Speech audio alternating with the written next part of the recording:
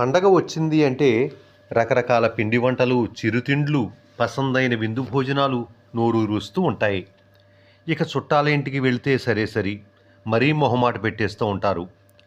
కానీ మనం శరీరానికి ఎంత అవసరమో అంతే ఆహారం తీసుకోవాలి, కానీ బాగున్నాయి కదా అని అదే పనిగా లాగించేస్తే అనేక ఇబ్బందులు ఎదురవుతాయి.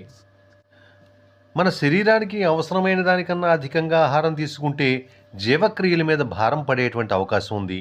అలాగే శరీరం అదనపు క్యాలరీలు కొవ్వుగా నిల్వ చేయటం జరిగేటువంటి అవకాశం ఉంది.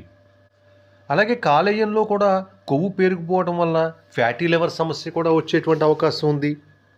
మనం అతిగా ఆహారం తీసుకుంటే ఇక భుక్తాయాసమే, కడుపు ఉబ్బరంగా అనిపించవచ్చు, కడుపులో అసౌకర్యంగా అనిపించవచ్చు, త్రేన్పులు వచ్చినట్టుగా అనిపించవచ్చు, గ్యాస్ సమస్య వేధిస్తున్నట్లుగా ఉండవచ్చు, అలాగే కడుపులో మంట, ఛాతీలో మంట ఇటువంటి సమస్యలు రావచ్చు, వికారంగా అనిపించవచ్చు, వాంతి వచ్చినట్లు ఉండటం అని కూడా కనపడేటువంటి అవకాశం ఉంది. బాగా తినేస్తే జీర్ణ వ్యవస్థపై భారం పడేటువంటి అవకాశం ఉంది. కొంతమందికి అజీర్తి వల్ల వాంతులు విరేచనాలు అయ్యేటువంటి అవకాశం కూడా ఉంది. అలాగే అధిక రక్తపోటు సమస్యతోటి, మధుమేహం సమస్యతో బాధపడుతున్నటువంటి వాళ్ళలో